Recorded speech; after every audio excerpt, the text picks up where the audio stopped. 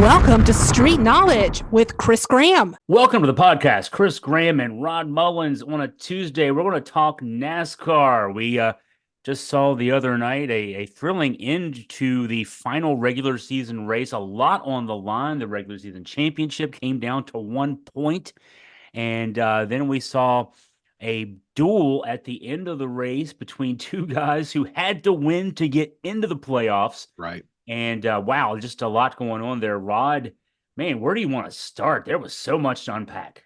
I guess we start at the beginning with Bubba Wallace. That's another person that was trying to get into the playoffs, trying to hold on to at least being into the playoffs.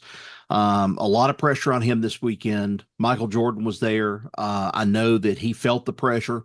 Came out of it with a pole, qualified for the pole, which was great for him, but he just simply couldn't hold it together for the rest of the race and so forth. He led there, started off looking pretty good, but then as the race went on, he just kind of progressed backwards and then got caught up in a wreck later on in the race, and he was just very disappointed about it. I think we saw a difference in Bubba Wallace from the beginning of the season until this past Sunday night when we saw him, and he was, he accepted responsibility for it. It just, it had to fall on somebody, and that's who it fell on. But, some of the other people that were involved in this, of course, the winner, Chase Briscoe, I think he kind of surprised everybody. He kind of breathes a little bit of life into this Stewart-Haas team that's going to be closing up shop by the time November rolls around and puts 300 and some employees out of work. He gave them some hope. And, that was something that I think is just one of the great things about NASCAR. Last week we talked about Harrison Burton winning at Daytona. It was one of those things of where there were a lot of people questioning whether or not he should be even in the playoffs and so forth with that win. Well, here's another one, Chase Briscoe. You start wondering to yourself, should he even be in the playoffs?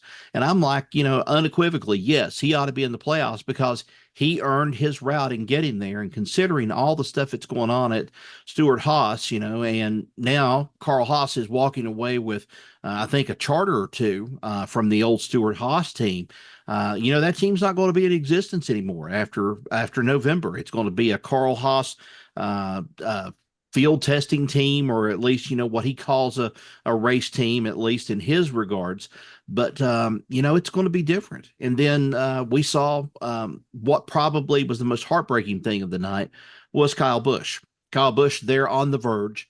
Had came back up through the pack, had done really well. I thought he was racing, I think at one point, like 17th, as far down into the 20s as possible. And then coming back into 17th position. And then at one point, I think I stepped out of the room, flipped it back on and looked at it. And my gosh, here he was. He was running in the top 10 and he had a great race, but he obviously just didn't have enough to be able to overtake Chase Briscoe. And he told him that. He said that at the end of it. He said, I had a good car, but not enough to overtake that 14 car. Well, yeah, that's the guy I feel the worst for. Yeah, I agree with you there because he's been running so well the last 2 weeks. He was right there at the end with a chance to win the last 2 weeks. And, he's running his best. I mean, a guy like that and like Chase Briscoe and like Harrison Burton, when you're running well at this time of year, all right, yeah, they won their way in. And, some people can say they probably shouldn't be in. But when you're running well, all of a sudden now you're a threat in the playoffs because you just won a race. You've got momentum on your side.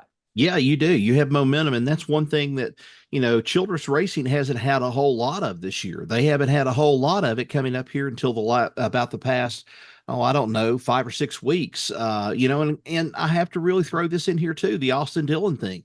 We're looking at another situation there. Austin Dillon's team has suddenly, they had sprung to life with this race, but I think they've also kind of fell back on some hard times again. He didn't finish as well this past race at Darlington, but, he was on the cusp. He had the chance to get into the playoffs, and Richard Childress appealed it one more time. And, that kind of opens up another thing of what Richard Childress was talking this past week, and that was, you've thrown this whole thing now, sort of like the old term of throwing out the baby with the bathwater. NASCAR has gone and NASCAR has told people, you do whatever you can to win the race. Well, that's what Austin Dillon supposedly did. And that's where he's going to stand firm with that belief. He did what he had to do in order to be able to win that race. But Richard Childress is not backing off of it. He's saying that there's going to come a time where NASCAR is going to get even more questioned about this whole situation of what happened and leading up to this with Richmond. But it's been an up and down season for Richard Childress Racing, no doubt about it.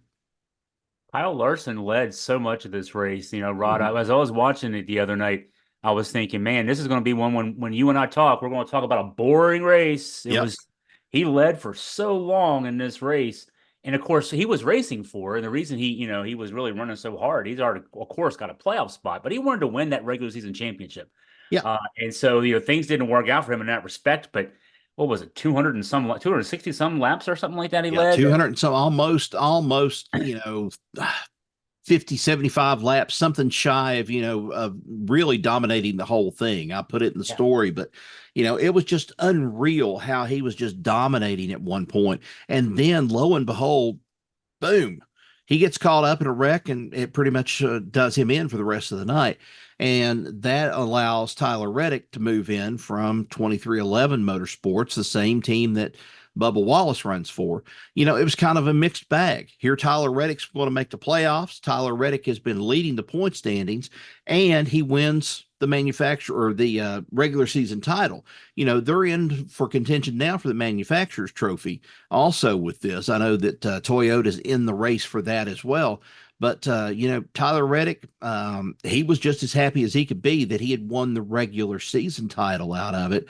I'm sure he wanted to win the regular race, but it just wasn't meant to be. But man, I'm telling you, we saw some wrecks. We saw some people slam the wall pretty hard, especially that first wreck. Lap 2, I think, is what happened when Martin Truex Jr. It appeared that he was going to be knocked out of the playoffs, but because of his position and where he was and some of the other teams that kind of helped him out along the way, he's in the playoffs now. Martin Truex is in the playoffs, and Ryan Blaney took a hit. We heard some moaning and groaning from Ryan Blaney too on the radio, but he came out of the infield care center, and I don't know if they pumped him up on some pain juice or what, but he came out. He seemed like he was okay, but man, he was on the radio. He was groaning pretty bad. He says, "My arm, I think I hurt my arm." And that's the last thing we heard about it, but everything has hopefully worked out, at least for Ryan Blaney. Let's talk some off the track news, Rod. Something coming out, I guess, today, hinting that there may be some movement on the charter issue we've been talking a lot about on the podcast. What's the latest? Well, the latest is that there may be the possibility this thing may finally be put to rest by the time they get to Atlanta this coming weekend. Sports Business Journal reported that NASCAR was hoping to have an agreement on a governing charter system with its Premier Series teams this week to avoid having the talk spill over into the playoffs, which of course start this weekend at Atlanta. And I didn't really pay that much attention to it at first, but we've been talking about this for almost 2 years. This whole thing about this charter agreement, we've been talking about it for 2 years, and it's kind of shocking that it's gone on this long. But NASCAR feels like they've got to have a commitment. They've had to have a commitment to increase the amount of media rights revenue due, or at least the teams do, and that they receive. And they very, very much so sharply disagreed on a number of fronts. But the teams released the latest draft this past week at Darlington, and they are continuing to haggle over things of, much of a say teams will have over major competition related rules that NASCAR could make over the next coming 7 years from 2025 to 2031. And they're also saying, too, it's unclear whether a lot of the teams will ultimately stick together, sign at the same time, or it could be one of those holdouts and try to negotiate for better terms, which is a scenario that some in the sport are very leery of. They don't think it's a good idea for them to be thinking about doing a late negotiation toward the end of the season. So NASCAR's hoping to come away with something this weekend, and gosh, what a feather it would be in NASCAR's hat to be able to go and walk into Atlanta and say, we've got a charter agreement, everybody's agreed upon it, let's move on. But I don't know if it's going to be that easy or not. Yeah, it feels akin to me, if you're a fan of football, basketball, baseball, whenever their labor rights come up and you have Yep. to sign a new CBA as they call them, Hmm. um, between the players and the owners. And you always, if you're a fan of those sports, you're like, man, we've seen strikes in those sports and it just ruins things and everything else. And I don't know that we would be anywhere near a strike necessarily. But I mean, we've heard some talk about some team Hmm. owners saying, what can we do? We might do some things where we keep guys off the track and that kind of thing. So yes, labor peace in the ball sports. This is the equivalent of labor peace in NASCAR because what it does is if this is true, and we're going to get some news on this week, which would be great news for NASCAR fans. It just means, all right, now we don't have to worry about any of that off the track stuff. We can just put Right. our focus back on the track and watching the guys drive around. Yeah, and I think probably the most outspoken opponent about this whole thing has been Denny Hamlin. Denny Hamlin's kind of taken up the mantra, so to speak, and kind of leading the teams into this battle and so forth. But I wonder sometimes how much it is all mouth from Denny Hamlin about some things going into this, and is he looking at his pocketbook? Is he looking at what truly is going to be for his pocketbook? And I know that you got to have peace at some time, one or the other with both sides in this. But let's just say it this way: it's not going to happen. We're not going to see a union. I can tell you that much right now. We're not going to see a union coming out of NASCAR. That much of Big Bill France is probably stuck with the sport. I don't see that happening at all. Although they have rumored that they'd like to start something. I don't foresee this happening. But yeah, they need this. They need this right now, and we still need to address the situation with the teams. That's where this money NASCAR is getting, and I have to say this: NASCAR is getting semi tractor trailer loads of money coming in from the networks. That's what they're getting. This new agreement. It's so much, in fact, that NBC is now going and doing away with their Xfinity coverage for the rest of the year. They're going to be going and picking up coverage at Bristol when they come up, this year, and they'll be taking everybody into the playoffs. So they're getting money. The question is, how do the teams get the money? The teams deserve a little bit of money. And it's almost reminiscent too of the big brouhaha that happened over the weekend concerning Oklahoma State. And I'm not a big Mike Gundy fan. I think Mike Gundy's probably got a hairstyle that's probably about 30 years out of whack from the way everything else And is. it And was it wasn't even good then. it wasn't even good then. It looks even more hideous now. Yeah. It looks like it's been um, I don't know, and I don't mean this bad. I know you and Crystal are dog lovers and everything else, but it looks like a stray poodle that's been brought off the street and redone and then put on top of his head, to give him a headpiece. I mean, he just doesn't look good in it. But the thing that I was going to talk about was the QR codes on the helmets. I thought it was a great idea what they wanted to do. The QR codes would be available on the helmets, and then the teams wanted to go, and if somebody wanted to go and purchase something, merchandise, whatever it might be, or get involved, something, it would be a great way. But I think it was mostly in support of Oklahoma State athletics Yeah. to give to that fund was what it was. And NIL out of fund. the Yeah. blue, the NCAA lays the hammer down and says, "Nope, can't do that." So, okay, well, how are we supposed to go and do something in this when you had your hand forced in this whole situation? How are we supposed to go and raise money when it doesn't meet your specifications as to what you want? Yeah, I mean, we've talked about this on the podcast, and for those who maybe don't remember or didn't hear one of those, I mean, we I've quoted from a story about NASCAR finances. Essentially, it's around $40 million to put a Mhm. car on the track and run it for a season. Yep. 80 to 90% of that money is money that the teams have to go out and get sponsorships for. I mean, it's Hmm. NASCAR pays very little to the team. They share very little of the money that the NASCAR as an organization gets in from TV and from ticket sales with the actual teams who are out there, putting $40 million per car. That's Hmm. that's that's not that's not per team. That's per car. So if you run three or four cars, 40 million times, whatever that is, and you're having to go out and raise all this money through sponsorships, and Yeah, all they're asking for, all the team owners are asking for is share some of that big money with us. It's not like anybody really makes money at this. I mean, the only Right. people who make money at NASCAR are the NASCAR organization, privately owned by the family there, right? Mm-hmm. And then Yep. the drivers. I mean, and the Mm-hmm. employees, the crew and that kind of thing. But the team owners don't make any money. They're just trying not to lose money Right. and not lose lots of money by putting these things on. So I mean, this is an existential question for NASCAR. Michael Jordan brought this up, and that's where this Mm-hmm. whole discussion started when we were talking about this months ago. If if NASCAR doesn't want to share money with us, what happens if the teams just fold up and then we see Stewart Haas Mm-hmm. going away, as you mentioned, earlier when talking about Chase Briscoe. So, I mean, if these teams decide, you know what, I mean, we're not making any money doing this, we're going to start, just not doing this anymore. Then there's no NASCAR. That's Right. the hard question here. Yeah.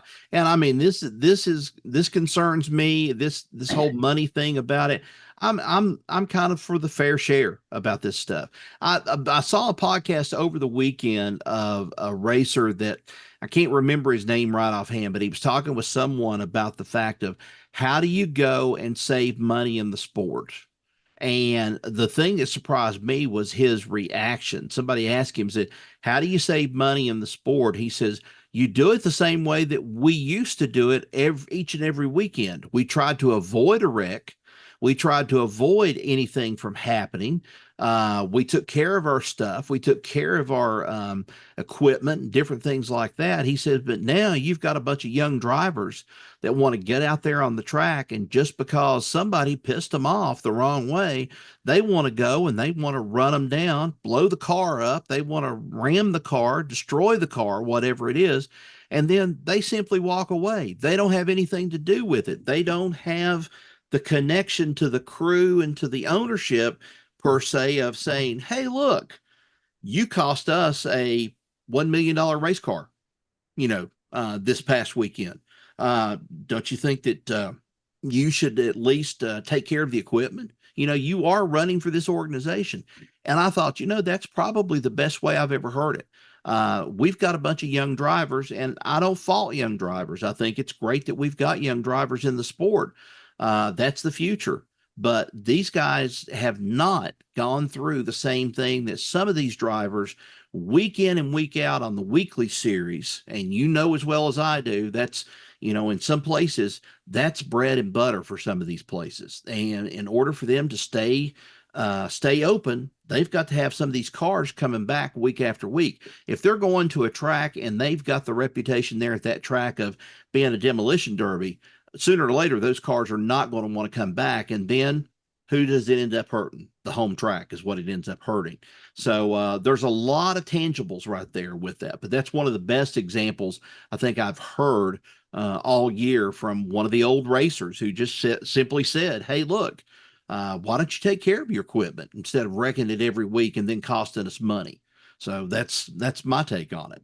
Well, but my family ties to local racing um, here just locally in Augusta County. Mm-hmm. No, it didn't seem like anybody that was racing at the track here outside of Waynesboro.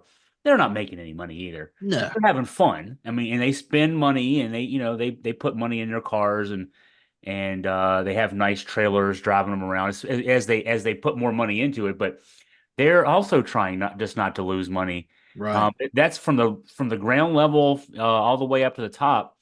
And I think if it's been a while since I reported on the local racing scene, but my guess would be that the same issues at NASCAR right now we're talking about with NASCAR not sharing the money with the teams. Mm-hmm. You would have your local teams at your local track saying, and that owner there, or the guy who owns the track, he don't share anything with us either. Yeah, look at this measly pot that we got for winning this race here about 2 weeks ago and stuff. Yeah, I thought that was supposed to be big money. That yeah. won't even buy us a shock absorber or whatever it might be. I mean, Look at all those. that may be what it said. Look at all those people sitting out there in the stands every week, and look at Right. look at what little bit of money we get back in return. So they're not doing it for the money. I mean, No. the teams aren't doing it at the local level. They're doing it because they love racing. They're gearheads, and they want to get out there and improve that they want to be the best and that kind of thing. And I think that goes all the way to the top. And NASCAR just needs to share a little bit more of the money. Yeah. That's just what it is. And it would be great if they would. And they're not going. They're whatever they announce on Friday, it's not going to be what it should be, but at least it'll be Right. something. Yeah, well, and here's another comparison here too. And I don't know if we can compare this in a way of apples and apples or apples to oranges, but what about Major League Baseball? The NFL, we're in the same kind of situation with this too. I know I've heard, after the big announcement that the Speedway Series was going to take place in Bristol next year between Cincinnati and Atlanta, some of the comments that people put online were just simply put, yeah, Bristol's lost its luster. Bristol's done this, Bristol's done that. Now they got to bring a baseball game in. And they're going to lose money on that too. Yeah, I agree with you. It's going to be one of those things they're going to lose money on, which in fact, Steve Phelps went back and he said something this past week also that they lost just about their shirt and everything with the LA Coliseum. Well, if they knew that was going to happen, why did they do it in the first place? They were hoping to get more people to come in at the Coliseum and watch the Busch Clash, and they did get some good crowds. But what it costs nowadays to put on some kind of event like this, you've got to hope for some kind of at least minimal return off of it. I know people complain about at the tracks, they complain about the food, they complain about the high price on food. You don't get enough with the food and so forth. Yeah, nobody's going to be happy out of this. Let's just put it that way. The fans, they may be satisfied for a little while, but they're going to be back to the same thing too. They're going to be, bitching about the food. They're going to be bitching about, oh, the not enough people. Well, Bristol, you might as well just close it down, or you might as well close Daytona down. That's nothing but a demolition derby. No, folks, we can't do it that way. I mean, we're trying to make it entertainment. That's what it's supposed to be. But, all parties need to be kind of, I think, fairly compensated to some degree or another if they're going to go and be a part of this empire, if you want to call it, of an entertainment empire. I mean, hey, we could throw the same thing out about World Wrestling. I mean, it's the same thing there and stuff. I mean, how many of these guys are going to live a lavish lifestyle after they get out of the sport and so forth? Some are just so crippled up and can't do anything else, and they're the ones that I feel sorry for out of this, reaping the money and the benefits out of it.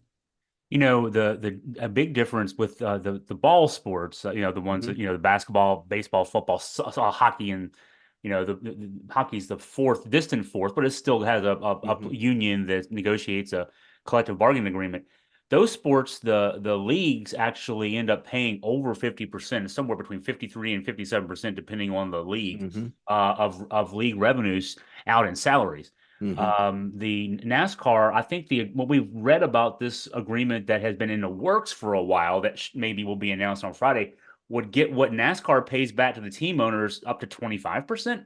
Yeah. So, Mm-hmm. and then you mentioned, WWE. I'll even throw in UFC. Yeah. Two other sports or something like sports that don't have collective bargaining agreements between the owners and the performers. Those, the estimates of what is paid out from the money collected by both WWE and UFC to the wrestlers is Mm-hmm. somewhere between 15 and 20%. So, Yeah. you know, so it's, I mean, NASCAR has Southern roots. For some reason, Southern folks don't like unions. Yeah. They don't like collective bargaining, but you know what? It works. It works. You got to have it, to one degree. And I hope I don't lose anybody watching this and so forth. But I mean, hey, I was raised in a union household. Yeah, That's the way yeah. I was. I was brought up in a union household, and I was told the union's on your side, but you can only go so far with that being on your side about certain things. It may appeal to some people, but there's other people that's off to the side, and they're kind of looking at it and they're saying, union doesn't represent what I represent. Why are they going and telling me I need to vote for so and so when I know who I need to go and vote? I mean, it's that typical political, sort of scenario that gets thrown in. God, I can remember, the PACs being brought up and my parents getting the letters and stuff of here's who you need to vote for. And I can remember my mom, who was brought up union as well, she threw a fit every time she got one of those mailers in the mail saying you need to vote for this person. And she's like, I went to school, I don't need any help voting on or selecting somebody to vote for and so forth. And I mean, it's just, it's that thing. It's that thing about unions, I guess, like you just said, it's kind of weird, but it's necessary in a lot of ways. Hey, I saw a meme the other day. If you like working, if you like the 5-day work week, if you Yep. like 40 hours, if you like vacation time, thank a union for That's exactly making right. that possible, right? That's I mean, right. my dad worked at a local plant when I was growing up, and they had a union, and so it is what it is. If you like, Yep. if you don't want to work 7 days a week, 24 hours a day, thank your union for that. For getting the laws passed in that respect. But that's, getting back to NASCAR, I think it's a cultural thing as much as anything Hmm. else. And wrestling has a similar, the fans of that tend to be, probably skew more conservative, certainly UFC as well. So, but the athletes in those sports and the team owners in NASCAR suffer Hmm. because of that cultural opposition to something that would just make sense. It's just, why should the France family, why should the McMahon family, now who doesn't own WWE anymore? They sold Hmm. it to a big Hollywood conglomerate, but for all those years they did. UFC is privately owned by the Fertitta brothers. Hmm. Why should they make all the money when, okay, it's the teams out there putting cars on the track and the drivers and the crews and the engineers and everything else, or it's the wrestlers, or it's the MMA fighters. They're doing all the work. Although all the people who Right. are collecting all the money you're doing is hyping it up a little bit. Yeah. They We could make, all, but they make all the money. yeah, and we could also use this example too. I mean, talking about I read the article too about the UVA game. And I mean, I think official attendance, or at least was released of 40 some thousand, Yeah, but 40,000 right out. you couldn't prove that by seeing the people in the seats and the empty spaces all around them and everything. Yeah. And it's like, okay, what does the university need to do to bring people out to a football game? Well, I think it was put very wisely by you in the article and stuff. It's a Carla Williams thing. Yeah. It's the same thing like it is with NASCAR. It's a NASCAR thing. It's an owner thing. It's everything needs to be looked at a perspective of, what's going on about this, about the sport or sports, and what we're putting our investment in. If the butts aren't in the seats, you got to figure out why and figure out things to do to get them in the seats. And that, That's right. you wrote the article last week about Mexico City, and as a result, meaning Richmond doesn't get, one of its Hmm. races that it's always gotten. It gets one race next year instead of two. And a lot of the local coverage of that was, and you wrote about this too, because Richmond hasn't been drawing Yep. for years. And okay, so instead of complaining, oh, we lost our race, why not figure out why we're not getting people to come to the race? So, Right. but no, they don't do that. And then, sitting back, it's TV money now and this, that, and the Hmm. other. I mean, money makes the world go round. If you want to have a sport, we can talk about the ideals all we want, but it takes money to put those cars on the track. Hmm. It takes money to, honestly, it takes marketing money to get people in the seats. And for those of us who love NASCAR, who love college football, who love wrestling or baseball or whatever Hmm. else, it takes money to make money. So I said in the Big Kennedy press conference last week after they made the announcement about Mexico City, and there was a Richmond TV reporter, and I don't know, batting down the hatches and getting ready to find out what kind of, question he was going to fire off. And he fired off just a simple question. It was, why?